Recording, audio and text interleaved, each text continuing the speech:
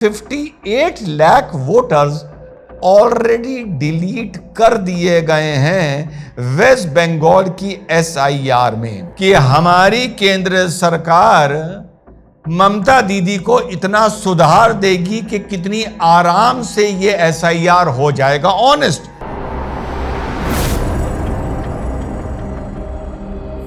Hello नमस्कार सत श्री अकाल अस्सलाम वालेकुम, कैसे हैं जनाब। तो SIR special intensive revision West Bengal की रिपोर्ट सामने आ गई है और बिल्कुल ईमानदारी से बता रहा हूं, मुझे ये यकीन नहीं था कि हमारी केंद्र सरकार ममता दीदी को इतना सुधार देगी कि कितनी आराम से ये एसआईआर हो जाएगा। ऑनेस्ट एडमिशन कर रहा हूं इस बात का। तो इलेक्शन कमीशन को और केंद्र सरकार को लाख लाख शुभकामनाएं और लाख लाख बधाई, नतीजे चुनाव में जो भी हो। मैं पूरे एक डेमोक्रेटिक सेटअप की बात करता हूं और मुझे यकीन था कि यहां पर एक बवाल इस मुद्दे को का मुद्दा बनाकर एक बवाल किया जाएगा, जो नहीं हुआ। सही माने में इलेक्शन से ज्यादा मुश्किल यह काम था। तो साथियों, जो फाइनल लिस्ट आई है सामने, वो ये आई है कि पहले वोटर हुआ करते थे 7 करोड़ 66 लाख, अब घटकर हो गए हैं 7 करोड़ 8 लाख। एग्जैक्ट नहीं बता रहा हूं, मोटा मोटा बता रहा हूं। और 58 लाख वोटर्स ऑलरेडी डिलीट कर दिए गए हैं वेस्ट बंगाल की एसआईआर में। इसका कैसे ब्रेकअप है जो ये 8 लाख डिलीट किए गए हैं साथियों। 24 लाख तो वो हैं जो मर चुके हैं, जिनका देहांत हो चुका है। लगभग 20 लाख वो हैं जिनको बताया जा रहा है वो वेस्ट बंगाल से शिफ्ट कर गए हैं। सवाल उठता है, इनके वोट कहां पड़ रहे थे और किसको पड़ रहे थे। ये आने वाले चुनाव में एसआईआर का असर देखने को मिलता है या नहीं मिलता है। 12 लाख वोटर वो हैं जो अनट्रेसेबल हैं, जिनको माना जा रहा है मिसिंग। उसके बाद 1.4 लाख वोटर वो हैं जो डुप्लीकेट हुए हैं, यानी आप 1.4 को आधा कर दें, डुप्लीकेट अगर हम मान के चलें कि डबल डुप्लीकेशन हुआ है। और टोटल 1,80,000 वोटर्स को फेक वोटर्स और घोस्ट वोटर्स के नाम से डिक्लेयर किया गया है। लगभग 58 लाख का ये ब्रेकअप है। अब इस ब्रेकअप पर जो ये 1,80,000 वोटर्स हैं जिनको फेक एंड घोस्ट वोटर माना जा रहा है, इस पर टीएमसी बड़ी कूद रही है और कह रही है भाजपा का जो एजेंडा था या भाजपा की जो बात थी कि वेस्ट बंगाल में लगभग 1 करोड़ बांग्लादेशी और रोहिंग्या छुपकर बसे हुए हैं जो वोट डाल रहे हैं, उस दावे की हवा निकल गई। लेकिन साथियों, ये कहानी जिसको कहा जाता है the devil is in the details, ये जो कहानी है ये सिर्फ 58 लाख वोटर्स पर एंड नहीं हो रही है, खत्म नहीं हो रही है। ये 58 लाख तो वो हैं जिनके फॉर्म ही नहीं गए हैं, समझिएगा।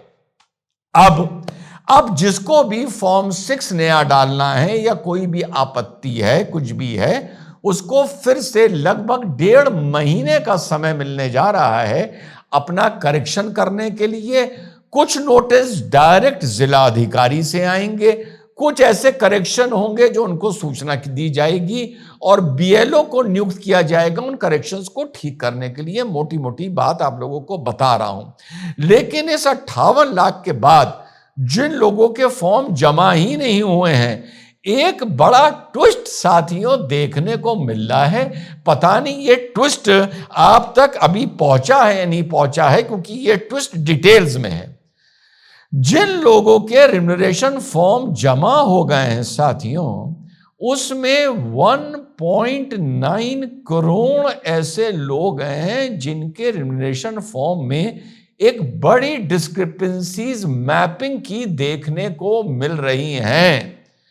और यहां पर जो खेल लगता है बाद में जाकर एक ये विवाद का रूप, बड़े विवाद का रूप लेगा। इसमें किस किस तरह की डिस्क्रिपेंसीज मिल रही हैं, जैसे आपका नेम चेंज मिल रहा है, आपकी वल्दियत चेंज मिल रही है, आपके ग्रैंड पेरेंट्स का नेम चेंज मिल रहा है, माता जी का नेम चेंज मिल रहा है।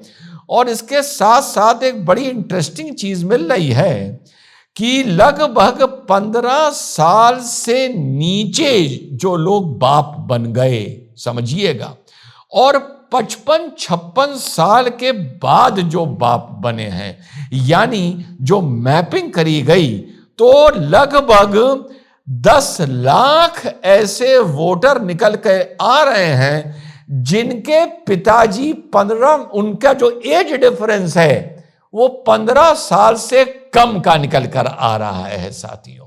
Very interesting.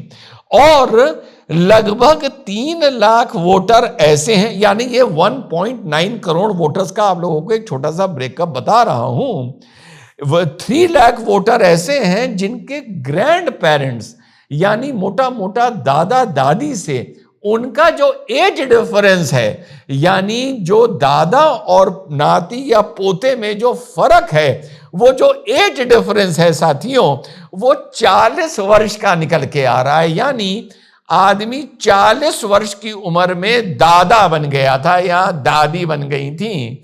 और 10 लाख वोटर वो हैं, 10 लाख से ज्यादा हैं, ये अबाउट 10.5 लाख करोड़ लाख हैं, जो 15 साल की उम्र से पहले पापा बन गए थे। और बहुत सारे ऐसे वोटर, लगभग 14 लाख वोटर वो निकल के आए हैं जो 45 साल से ऊपर के हैं और 2002 की वोटर लिस्ट में उनका नाम नहीं है। तो ये जो 58 लाख हैं, ये तो वो हैं जिनका रिम्यूनरेशन फॉर्म ही जमा नहीं हुआ है। लेकिन 1.9 करोड़ में ये जो डिस्क्रिपेंसीज हैं साथियों, ये देखने को मिल रही हैं। और सबसे ज्यादा इंटरेस्टिंग डिस्क्रिपेंसी जो बिहार में ये चीज नहीं मिली थी, पर मैं थोड़ा डिटेल में पढ़ता हूं ताकि आप लोगों को एक सही चीज जितना भी हो सके पहुंचा पाए। तो ये बड़ी इंटरेस्टिंग बात है कि 10.5 लाख वोटर वो हैं जो जिनके अपने पापा से डिफरेंस 15 साल से कम का है, और अपने दादा दादी से डिफरेंस ये 3 लाख अलग हैं जिनका 3 लाख का 40 साल से कम का डिफरेंस है। ये चीज आगे जाकर जब ये अब 1.5 महीना आगे बीतेगा, मेरा मानना है कि जैसा मैंने शुरू में शुभकामनाएं दी और बधाई दी, मेरा मानना है कि परीक्षा अब शुरू हुई है। आदमी कहता है ना कि ऊंट निकल गया दुम बज गई, या हाथी निकल गया दुम बज गई। यहां पर यार मुझे खेल कुछ उल्टा लग रहा है। मुझे लग रहा है ऐसा तो नहीं है कि पहले दुम निकल गई और ऊंट या हाथी अभी बचा हुआ है निकलने से, और सारा बवाल ये 1.9 करोड़ पे होगा जिनके फॉर्म जमा हो गए हैं, लेकिन जिनमें अजीब अजीब डिस्क्रिपेंसीज आ रही हैं। तो 58 लाख पे कोई बवाल नहीं है, 1.9 में हम लोगों को देखना होगा।